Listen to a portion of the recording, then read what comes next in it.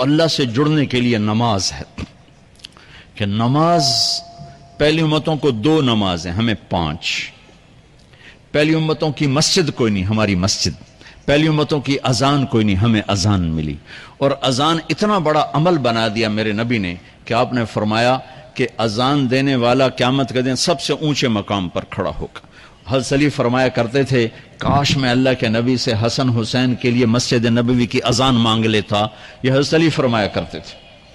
اور جنگ قادسیہ میں مؤذن زخمی ہو گیا تو اذان دینے کے شوق میں سردار آپس میں الجھ گئے، کہتا میں دوں گا، کہتا میں دوں گا. پھر قرہ اندازی ہوئی جس کا نام نکلا اس نے اذان دی. حضرت عمر فرمایا کرتے تھے اگر میں امیر المومنین نہ ہوتا، اگر میں خلیفہ وقت نہ ہوتا تو میں مسجد نبوی کا مؤذن بننا پسند کرتا. کسی کو اذان نہیں ملی، ہمیں اذان. پہلا مؤذن بلال بنا. پہلے مؤذن اللہ نے بلال کو یہ عزت عطا فرمائی. دنیا میں یہ ہے اور آخرت میں یہ ہے کہ میرے نبی نے فرمایا کہ جب جنت میں جانے کا وقت آئے گا نا تو جنت کی میرے لیے سواری لائی جائے گی. میں اس سواری پہ بیٹھوں گا تو اس کی جو وہ رسی ہوگی نا وہ ایسے نیچے گر جائے گی، یہ نیچے گرے گی. اس رسی کے یعنی اس کی جو لگام ہوتی ہے نا وہ نیچے گرنے کا مطلب ہے یہ ایسے نیچے گر گئی. اب نیچے گرنے کا مطلب ہے کہ اس کی ڈرائیونگ میرے نبی نے نہیں کرنی. کوئی آنے والا ہے، کوئی ڈرائیور آنے والا ہے جو رسی پکڑ کے چلے گا، کوئی کوچبان آنے والا ہے جو اس کو پکڑ کے چلے گا. رسی کا گرنا ایک انڈیکیشن ہے کہ کوئی نصیب والا اب آئے گا.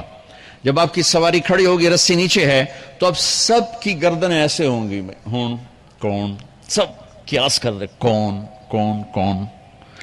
اللہ کی طرف سے اعلان ہوگا بلال کو بلایا جائے. بلال تو بلال آپ کی سواری کی لگام پکڑیں گے اور آپ نے فرمایا کہ سب سے پہلے میں جنت میں جاؤں گا اور بلال میرے ساتھ ہوگا، میری سواری کی لگام پکڑے ہو جائے گا. تو ہمیں اذان ملی، کسی امت کو اذان نہیں ملی. ہمیں 5 نمازیں ملی، کسی امت کو نمازیں نہیں. 2 نمازیں، ایک فجر کی 2 رکعت، عصر کی 2 رکعت. باجماعت نہیں، ان کو اپنی کتاب یاد نہیں، ہمیں قرآن یاد ہے. میرے مدرسے میں ایک بچہ اب ماشاءاللہ امریکہ میں وہ پڑھا رہا ہے، اس نے 30 دن میں قرآن یاد کیا. صبح یاد کرتا تھا، شام کو تراویح میں سناتا تھا. میرے مدرسے کا بچہ ہے، صبح بیٹھ کے مغرب تک پورا سپارہ یاد کر کے اور عشاء کو تراویح میں سنا دیتا تھا. اللہ نے میں ایسا قرآن دے دیا کہ 1 مہینے میں بھی یاد ہو جاتا ہے. 3 دن میں بھی ایک بزرگ نے یاد کیا، 3 دن میں قرآن یاد کیا. اللہ نے ہمیں قرآن کی دولت عطا فرمائی. پڑھنے کے لیے 5 نمازیں عطا فرمائی، تہجد کی نماز عطا فرمائی، اوابین کی نماز دی، اشراق کی نماز دی، چاشت کی نماز دی. نماز کے کتنے دروازے کھول دیے. اور میرے نبی کی آخری نصیحت تھی میری امت نماز نہ چھوڑنا، نماز نہ چھوڑنا، نماز نہ چھوڑنا. اور اس 14 صدی میں کوئی موقع ہے نماز چھوڑنے کا تو وہ میرے نبی کے نواسے کی کربلا کا ہے کہ جب ظلم بھی انتہا پر تھا اور مظلوم بھی اپنی آخری حدوں پر تھا اور کائنات نے نہ ایسا ظلم دیکھا، نہ ایسے مظلوم دیکھے، نہ ایسی پاکیزہ ہستیاں دیکھی، نہ ایسے درندے دیکھے. تو سورج ڈھلا، نماز کا وقت ہوا ہے تو آپ نے سبحان اللہ، آپ نے زہیر سے فرمایا کہ شمر سے کہو نماز پڑھنے دے. نماز پڑھنی ہے، امت کو پیغام دینا ہے کہ یہ کسی حال میں چھوڑنے کا کام نہیں ہے. تو انہوں نے آگے بڑھ کے شمر سے کہا نماز پڑھنے دو. انہوں نے کہا نہیں، نماز نہیں پڑھنے دیں گے، ہماری تلوار چلے گی. انہوں نے واپس آ کر کہا جی وہ کہہ رہے ہیں ہم جنگ نہیں روکیں گے، تلوار چلے گی. تو پھر یہ نہیں فرمایا اچھا چلو ٹھیک سر دیو، فرمایا اچھا آدھے نماز پڑھو آدھے جنگ کرو. آدھوں نے نماز پڑھی، آدھوں نے جنگ کی. پھر انہوں نے جنگ کی اور پہلوں نے نماز پڑھی اور عصر سے پہلے سب کے سر کٹ کے نیزوں پہ چڑھ گئے. یہ وہ ہستیاں ہیں جن کو میرے نبی نے کہا میری آنکھوں کی ٹھنڈک حسن حسین، میرے جگر کے ٹکڑے، میرے جنت کے پھول. پتہ نہیں کیا کیا تشبیہات دی ہیں میرے نبی نے.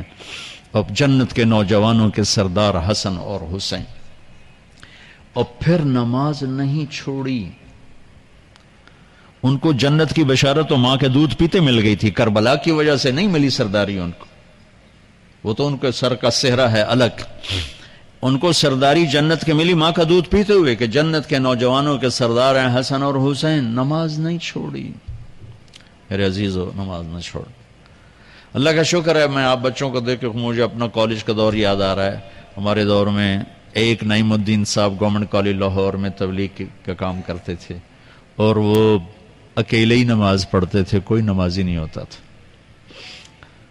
اور کسی لڑکے کی داڑھی نہیں تھی، کسی لڑکی سوا سے ایک نعیم الدین کے۔